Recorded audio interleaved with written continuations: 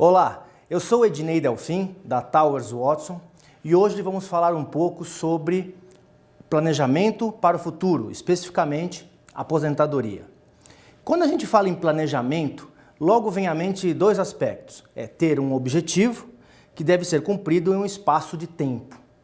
E quanto maior o tempo, maior a dificuldade de você perseguir ou criar a estratégia para isso. Isso é muito natural.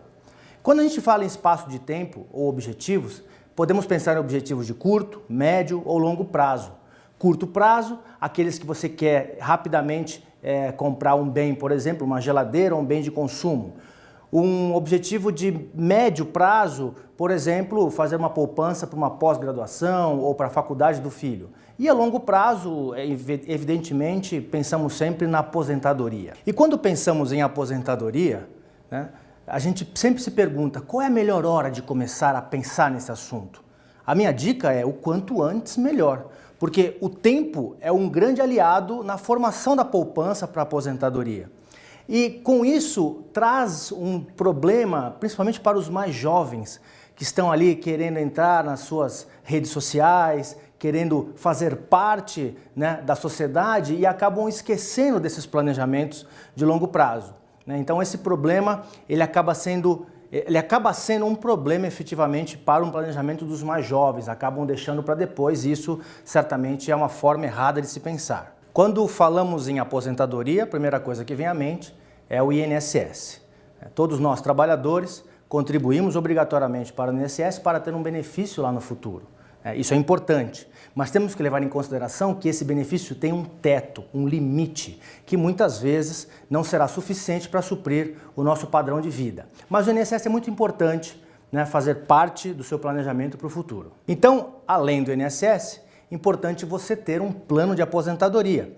Existem os planos individuais, né, que são oferecidos pelas seguradoras e pelos bancos, que são os PGBLs e os VGBLs, onde você faz contribuições ali sozinho, existem taxas de administração e lá na frente, então, você vai ter o seu benefício de aposentadoria. E também, né, que para mim é uma das formas mais eficientes de acúmulo de capital, que são os planos das empresas, os planos de previdência patrocinados pelas empresas. Por quê? Porque nesse tipo de plano, o funcionário faz a sua contribuição mensal e a empresa ela faz um match, uma contrapartida da contribuição dele, aumentando substancialmente o poder da formação desse capital, né? E via de regra, nos planos de previdência que nós temos no país, o matching ou a contrapartida da empresa é de 100%. Então, por exemplo, se o funcionário contribui com 5% do salário, a empresa automaticamente põe mais 5% de contribuição, né, dobrando essa contribuição dele, e isso é uma bola de neve, porque vai acumulando, né, as contribuições, mais a rentabilidade dos investimentos, formando então a poupança para ele na aposentadoria. E mesmo nesses planos patrocinados, as pessoas tendem a pensar, pô, é um plano de aposentadoria, talvez eu não fique nessa empresa por muitos anos até chegar à aposentadoria, mas não há problema, porque esses planos, eles oferecem portabilidade ou outras formas de você continuar no plano mesmo que desligado da empresa.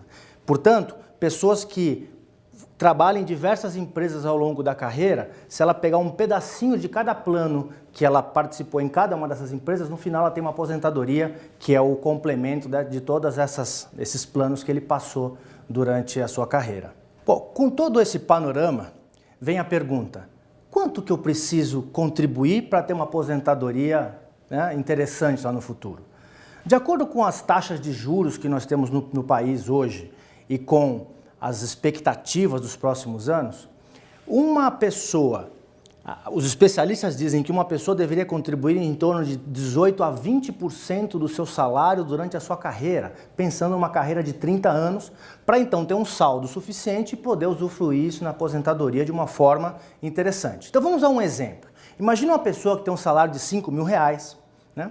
Vai contribuir dos 30 anos de idade até os 60 anos de idade. Ela vai fazer contribuições em um plano de previdência. Assumindo que a rentabilidade será de 4,5% ao ano, real, acima da inflação, e que o salário dela vai crescer também 2% ao ano. Se essa pessoa contribuísse com 18% do salário, ela acumularia em dinheiros de hoje algo semelhante a R$1 milhão. Com esses R$1 milhão, ela poderia ter uma renda por mais 20 anos, né? Então ela se aposenta e recebe uma renda por mais 20 anos de aproximadamente 70% do último salário dela na aposentadoria. Os outros 30% que está faltando, ela consegue de outros investimentos e até mesmo da Previdência Oficial do INSS, completando assim a sua renda. Agora, 18% do salário é difícil contribuir mensalmente. Por isso que eu digo que os planos patrocinados ou os planos complementares de previdência, né, patrocinados por empresa, auxiliam muito, porque eles têm a contrapartida da empresa, a empresa fazendo a contribuição para você, né, e auxiliando muito na formação dessa poupança. Então, a primeira dica é a seguinte: jovens, o quanto antes você começar, melhor. A aposentadoria é para ser tratada a partir dos 20, 25, 30 anos no máximo. Daí para frente começa a ficar tarde. A segunda dica é fazer o percentual máximo de contribuição que o plano permite, aquela contribuição que a empresa faz a contrapartida, porque aí você já garante toda essa rentabilidade, pensando assim, né, ou essa contribuição da empresa.